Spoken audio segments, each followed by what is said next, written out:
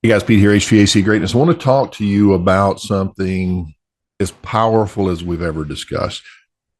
Consider this. I'm going to read a statistic or two for you here. HVAC businesses that effectively map and improve their customer journey see a 42% increase in referral business and a 33% decrease in customer acquisition costs. What does this mean? Means people start talking about you, telling their buddies about you, they call you. Means you have to advertise way less and you save a whole lot of money. What else? 70% of HVAC customers will choose a different provider after just one negative experience. But increasing customer retention by just 5% can boost profits by 25 up to even 95%. So guys, what we don't understand a lot of times is the importance of how the customer feels when they're doing business with you. Now, before you click off, this is the most important topic that you can ever consider in your business. I mean, think about it. The human being makes all of its decisions for emotional reasons, and they justify them with logic. Right? Think about when you bought that new pickup truck with the extended cab and the whatever, that new van, whatever, and it's got this and it's got that, but you can justify it's a business write-off. Right? Now I have to communicate success to my customers. Okay, people buy. Your customers are no different. People buy for emotional reasons, and they justify them with logical reasons. So this is why your processes have to communicate both of these in tandem, in parallel. You're communicating these together. Very powerful stuff. So I want to talk to you about an exercise that we did in our mastermind group. And what we did is we mapped the customer experience. So what does that mean? It means that every single customer touch point we considered, and we reverse engineered to give the right impression, the right emotion. You see, it's what people feel about you that matters, not just what they think about you. So what are customer touch points? Touch points are any interaction between your customer and you, whether you're aware of it or not. So it could be one touch point could be just them seeing your brand, your van going down the road or parked at the neighbor's house. It could be your website. It could be your Google business profile, your social media, yard sign, door hangers. It could be your business card, right? So anytime the customer sees your branding, your company, the representation of your company, that is a touch point. That is an opportunity to either send a message that is positive and congruent or consistent with this one thing, or negative, maybe confusing, different. If one message communicates professionalism and another message communicates you're being silly, or having fun, or whatever, maybe they go together, maybe they don't, maybe they're confusing. So understanding this, engineering this, is what the big boys are doing. This is extremely powerful. Now I'm following an outline here, so I don't miss anything. I made a few notes. Okay. All right. Number one, understanding the customer decision-making process. Emotion versus logic. The brain uses emotion, make decision. Actually, the brain uses logic to justify the emotional decision. That's really the best way to put it. All purchases are made on emotion. So you're not in the business of fixing heating and air conditioning equipment. You're in the business of taking a negative emotional state. In other words, somebody's upset because they don't have heat or they don't have air. And we take that emotion that's negative and we turn it into something positive. And the smoother you do that, the more efficient you do that, the more successful you are. Now, the way that you change that emotion is by fixing their equipment. But the equipment doesn't have emotion. So if you're really, really good at equipment, that's fine. But you got to be really, really good at the people side if you want them to talk about you in a positive way, if you want them to refer you to their friends and their family, if you want them to be loyal and only call you in the future. You want them to love your services and become raving fans. Okay. So it's critically important to understand how emotions affect your business. And if you don't understand this, maybe go do some research on this, guys. At this point in my world, this is fundamental. If you don't see the power of this, this is not going to make sense. Hopefully you do. Hopefully you guys have been following some of this information long enough to know. And if it's your first time, hear me out, ride this out, and you'll see what I'm talking about. So what is the customer journey mapping? So what we do is we take all these touch points and we start to lay them out. So let me do a little bit of a screen share here. I just realized I'm gonna have to open up a window to do it. Hang on a minute. So let's share this screen over here. And so this is actually the spreadsheet. Now, if you'll stick around, I'm gonna offer this, send this to you as a copy. Now, we did this in our mastermind group, as you can see up here. And so we went through all these steps, but this is the instructions. But what we did, here's the mapping. Each of these yellow blocks represents touch points. So way at the very beginning is the branding, your marketing, your advertising, your identity that's out there. Really, your branding would be the first one, whether it be, like I said, on the van or your truck going down the road, or in Google Business, right, before they ever get to your website. Website would be the next one. These are all opportunities for you to impress your customer at a subconscious level, make them really feel good about you. Okay? Then we have the initial contact. What happens when they call you? Then we have scheduling. How does that feel for the customer? Then we have the pre-service communication. Are you talking to them before you just show up? What about when the technician arrives? How does that feel? What is that experience? Is it adding to, taking away from? Is it splitting and different? Is it feeling different? What about when he goes through or she goes through the diagnosis process? What about when he or she is presenting the solutions?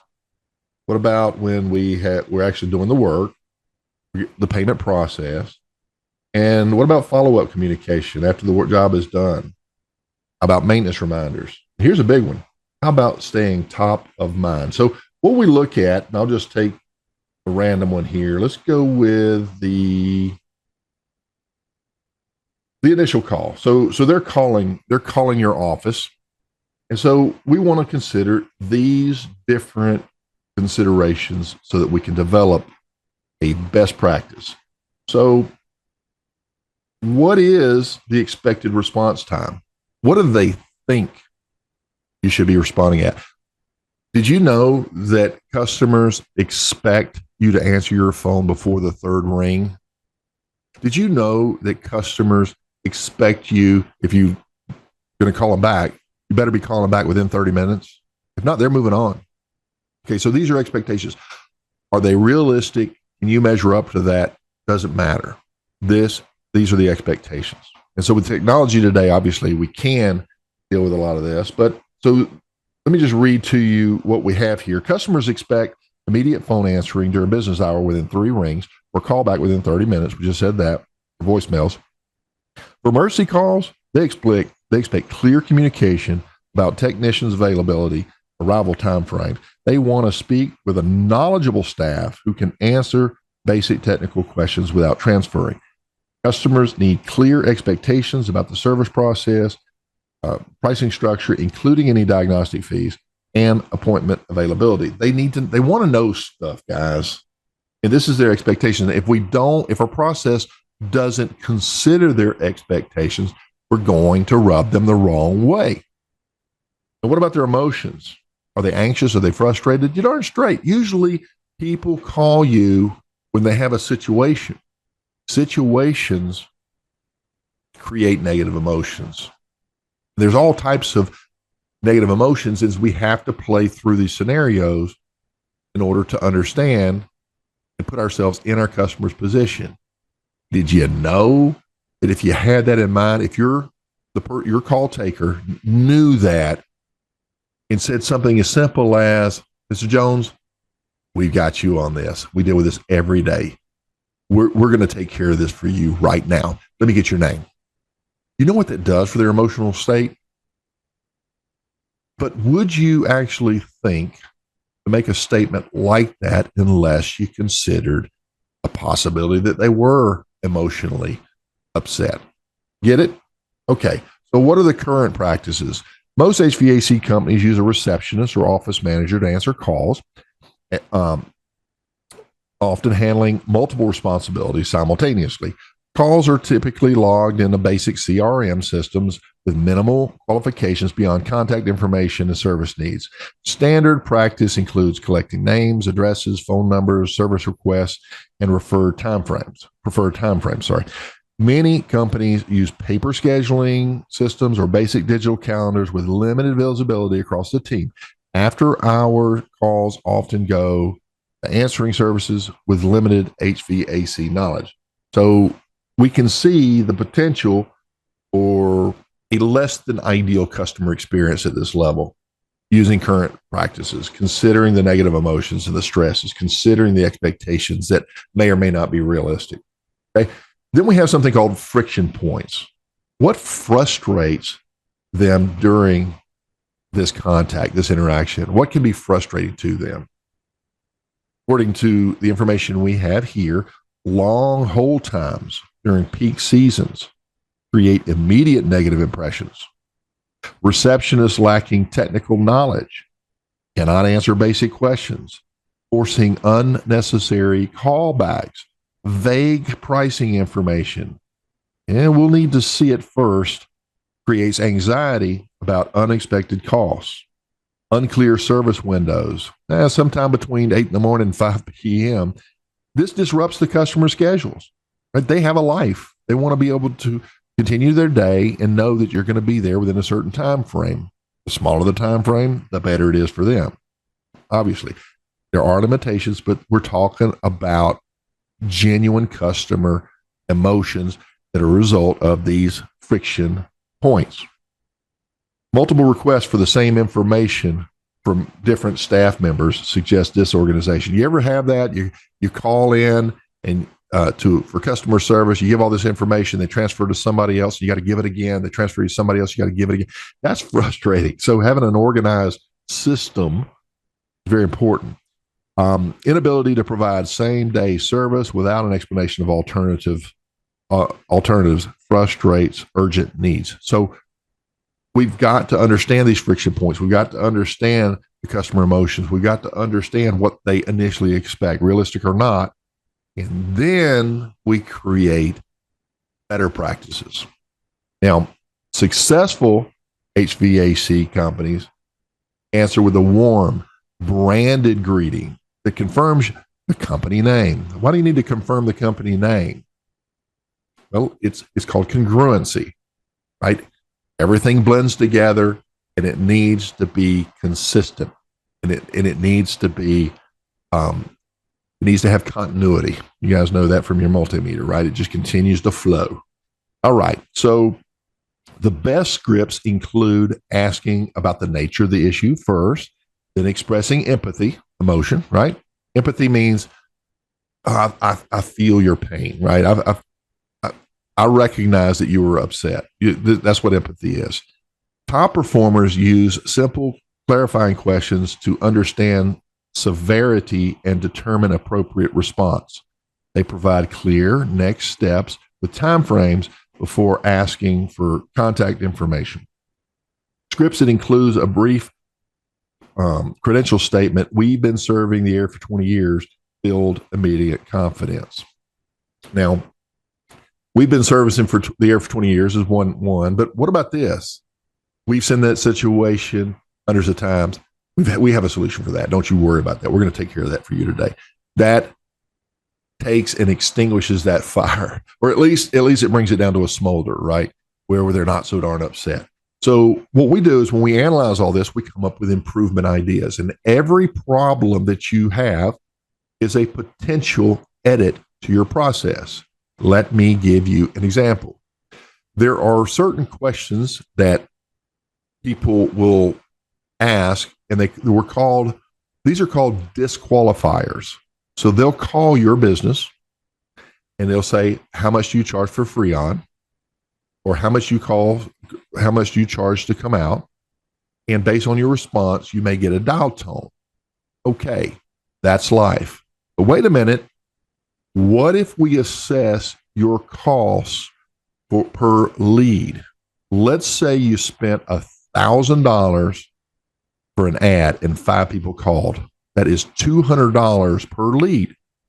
So now this person, you just paid $200 to get to call you, and they say, what do you charge for a service charge? And your person in the office says, we charge $129 to come out. And they say, thank you, and they move right on to the next one. What would happen if your call taker was trained to convert that opportunity into an appointment? What if there was a planned response? Maybe you would, what is your solution? So let's say your solution is, okay, it's $129, but for a new customer, I need to give them something special. Okay, how about this? What do you charge for a service call? Are you a first-time customer? Have you done business with us before? Actually, no, we haven't. Great. We actually have a new customer welcome pricing system. Let's see, a new customer promotion. And it's normally $129, but it's only $89 to come out, do a full diagnosis, give you an upfront estimate so that you have no surprises, exactly what the repair would cost. And if you choose to do that repair, we'll waive that $89 completely. Can we schedule you in? Can we put you in the schedule? Right. So take those disqualifying questions and own them and convert them into sales, because if you don't, that's $200. How much you charge for Freon? We don't give prices over the phone. That's $200. What do you charge for a 3-ton system? Well, we have to come out and see. We can't give you a price over the phone. $200, right? Every time your call taker misses this opportunity, it can cost you money. But that's not the point of this exercise. There's a lot more to this. So let's talk a little bit about the finalizing and routing this out. So as we look at these different touch points, the critical ones particularly, that those calls, the scheduling, the pre-appointment communication, the technician arrival, the in-service experience. Have you ever dealt with somebody that was just treating you like a number? Okay, these are all opportunities to enhance this emotion. And all you have to do is study these, create a process. Have you heard systems and processes? You heard that over and over. Here's your opportunity. This is what this is talking about. If you refine this, you can delight your customer to the level. By the way, your competition is probably not doing this. Big companies might. You can delight your customers to such a level and create such a loyalty that they can be customers for a lifetime. Now, not around here, you say, Pete, customers around here are all about price. Sometimes you're attracting the wrong type of customers. In every market, there are people that respond to things above and beyond price. If you are getting a bunch of tire kickers, something is wrong with the type of people that you're attracting. You need to go back and look at your branding. You need to look at your strategy. Nobody likes to know that their baby is ugly. Okay, don't you call my baby ugly. Maybe your baby's ugly. Branding is huge on this, guys. That's why I've been preaching forever. If you want your HVAC greatness to be communicated, you need them to see just how great you are. Every customer touch point has to have a strategy and in continuity, like we said, with consistent, congruent messaging and a feeling that just continues to grow more and more and more positive until when you lay out your solution, it's a no-brainer. They're going to go with you. Okay. So let's talk about the return on investment. Your increased conversion rates from leads to customer. More people buy your stuff. Okay. More people a greater percentage of the people that call you actually buy your stuff because you took the time to map the customer journey. To look at every customer touch point and make it as good as you possibly can and create a process so that it is repeatable for every new prospect that comes along. Number 2, higher average ticket sales through trust-based relationships. This gives you the opportunity at the service level to look beyond that defective capacitor or contactor, take a look around, bring some stuff to their attention. Hey, this is what was broke today, but we also just checked everything and we noticed this, this, and this. What would you like to do? Right? Next thing you know, average tickets go up because trust is part of that versus he's trying to sell me something or she's trying to take advantage of me. Relationships are key on this. It's all emotional, guys. Number three, reduce price sensitivity when emotion connections are strong. People are a lot less sensitive to the price if they really are desire what they want. You know, when you bought that new car, you know it was expensive right off the showroom floor if you've ever done that. You know you didn't care about that price. You just desired that. Okay. That's on that desire, on what I receive, right? There's also what I avoid emotion. I don't want to deal with these selling techs. I want to deal with you because you're a consultative tech. You explain things in a way that are good for me. You're not just trying to sell me stuff like that other company. Improved customer retention and lifetime value statistics. Did you know? Well, first of all, did you know that the customer that is most likely to do business with you is one who has already done business with you? That's number one. Number two, the cost of customer acquisition. The cost of customer acquisition is literally zero. As opposed to out there advertising for new customers like we're always doing, if we just take and focus on our existing customer base and use internal marketing tactics, it basically costs you nothing because you're already paying your team to be there, right? Higher referral rates and word of mouth marketing. You get people excited about you, they talk, okay? You get people excited about you the wrong way, and they talk. It may as well be a good emotion that you're giving them so that they talk positively about you. Competitive differentiation in a commoditized market. What that means is they see you as a commodity, which is something they can get anywhere. Because I'd call any heating and air conditioning company and get, this put in.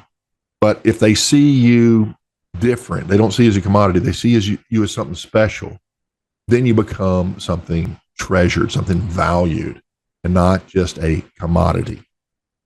Employee satisfaction and reduced turnover through positive customer interactions. Think about it. Do you like working with pissed off people? Or do you like working with people who just love your company and they can't wait for you to come back out? And it helps your employee retention as well. Kind of interesting, right?